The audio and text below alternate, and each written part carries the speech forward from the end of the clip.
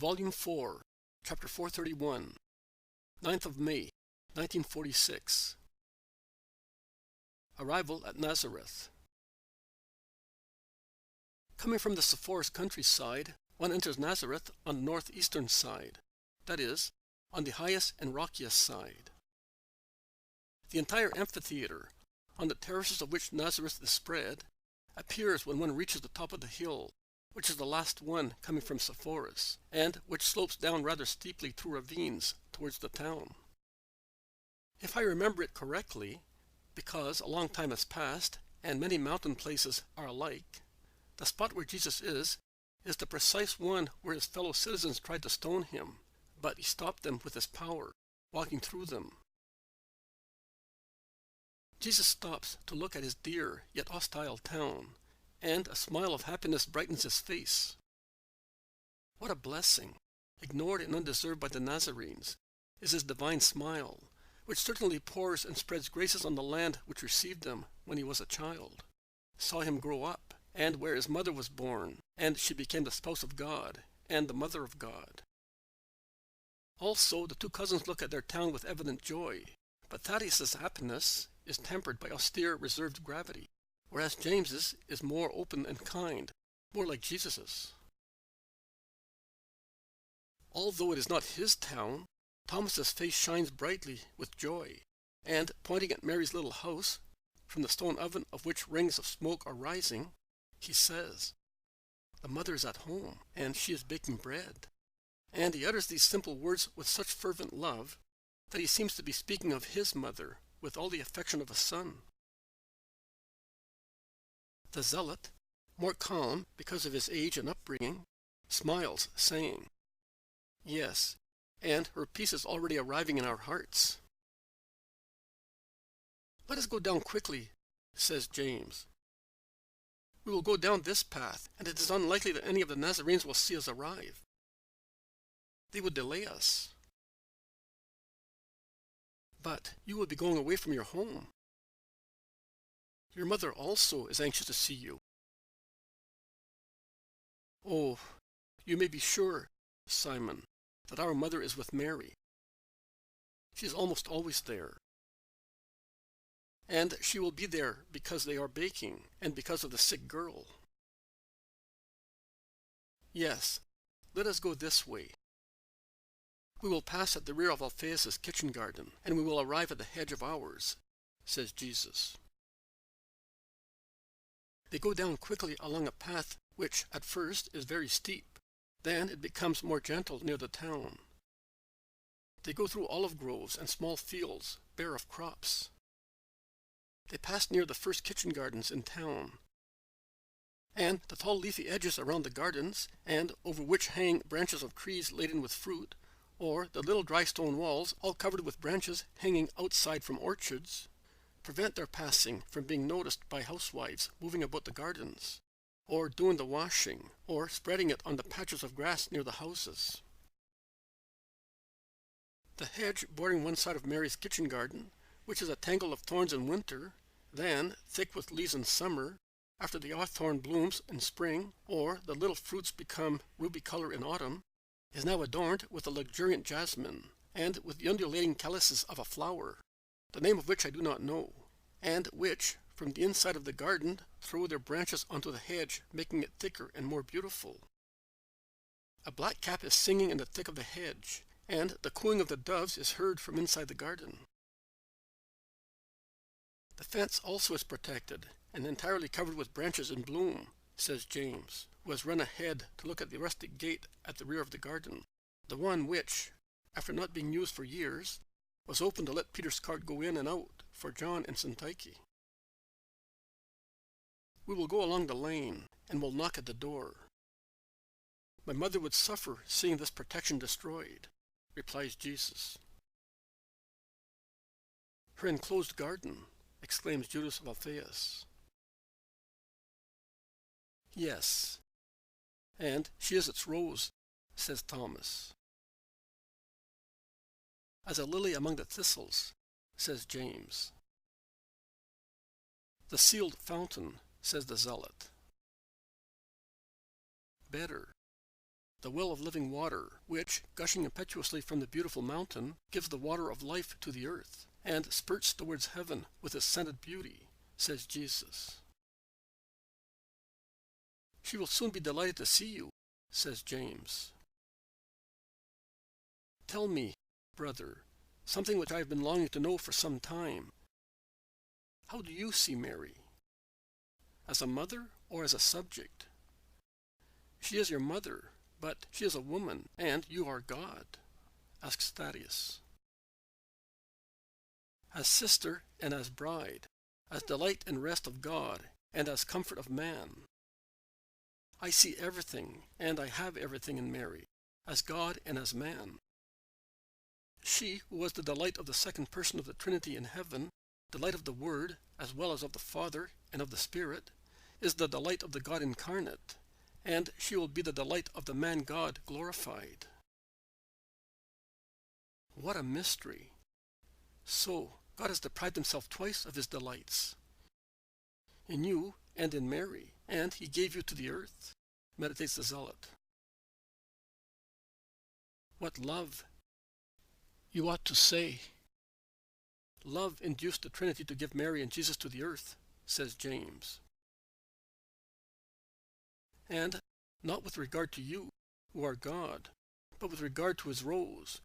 Was he not afraid to entrust her to man, who are all unworthy of protecting her? Asks Thomas.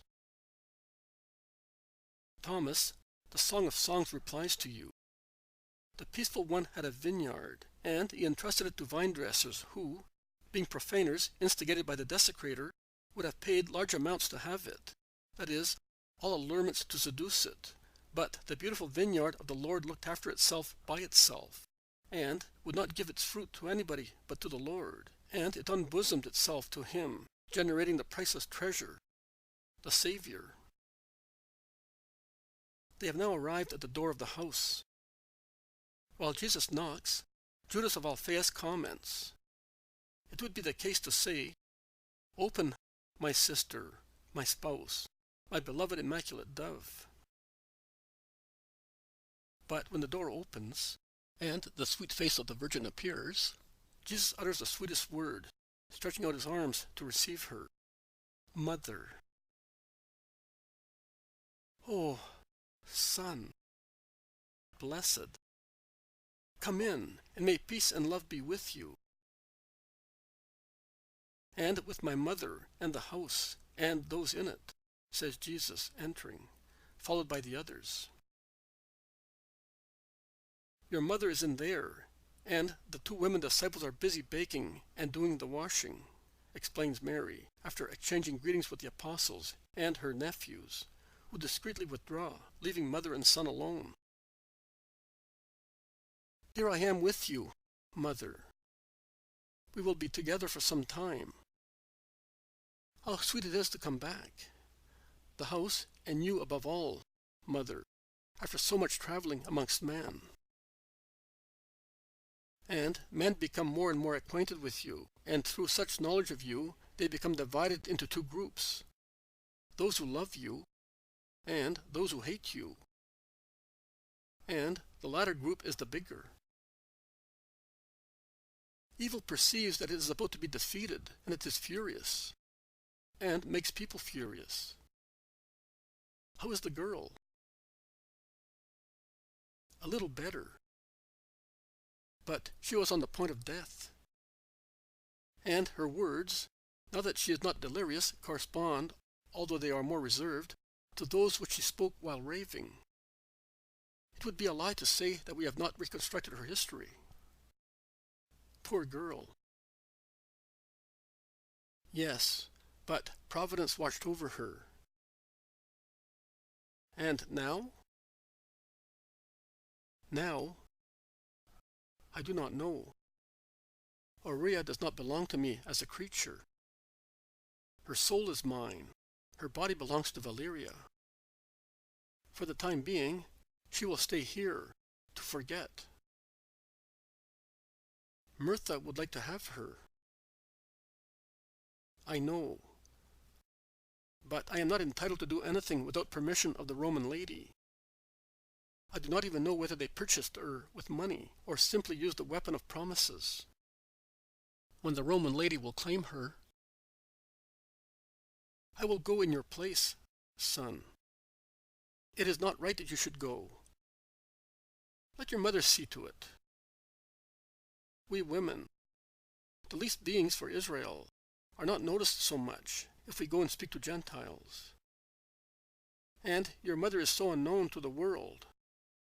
No one will notice the Jewess of the common people going through the streets in Tiberias, enveloped in her mantle, and knocking at the door of a Roman lady.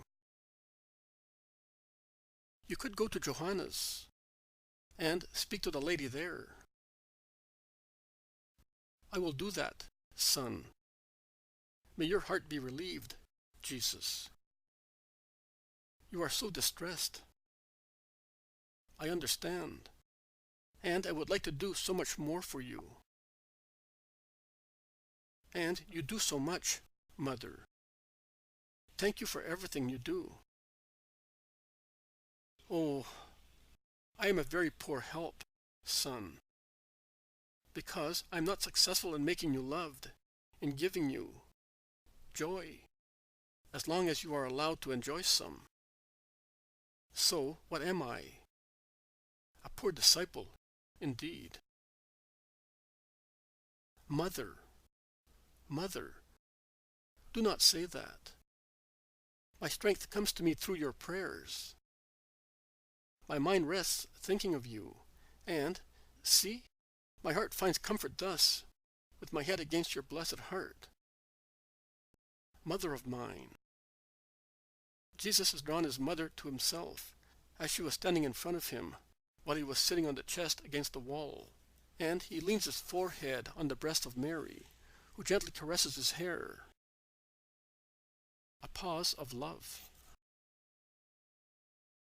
Jesus then raises his head, stands up, and says, "Let us go to the others and to the girl," and he goes out with his mother into the kitchen garden. The 3 women disciples, standing at the door of the room where the sick girl is, are talking to the apostles.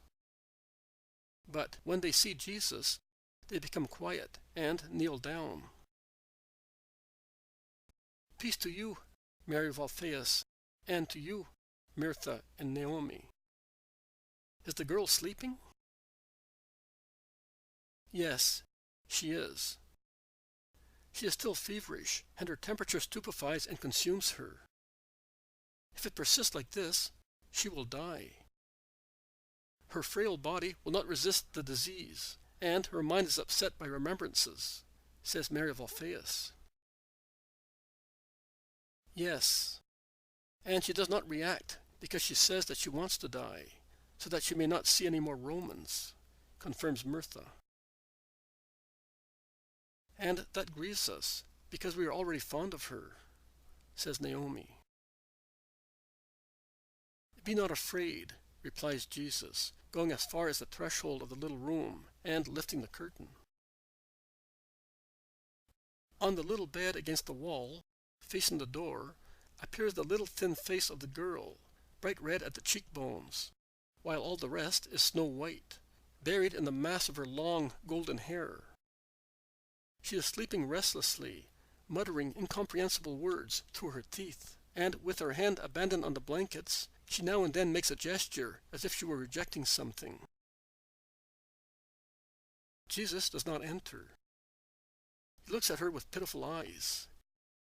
He then calls her in a loud voice, "Aurea, come, your Savior is here." All of a sudden, the girl sits up in her bed. She sees Jesus, and with a cry, she gets up and runs barefooted in her long loose tunic towards him, and kneels at his feet, saying, "Lord, now you have really freed me." She is cured. See?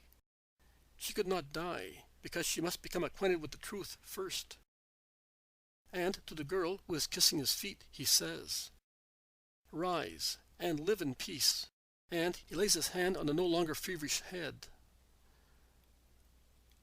Aurea, in her long linen dress, perhaps one of the virgins, so long as to form a train, her loose hair falling over her slender figure like a mantle, her gray-blue eyes, still bright because of the temperature which has just dropped, and of the joy which has just filled her, looks like an angel.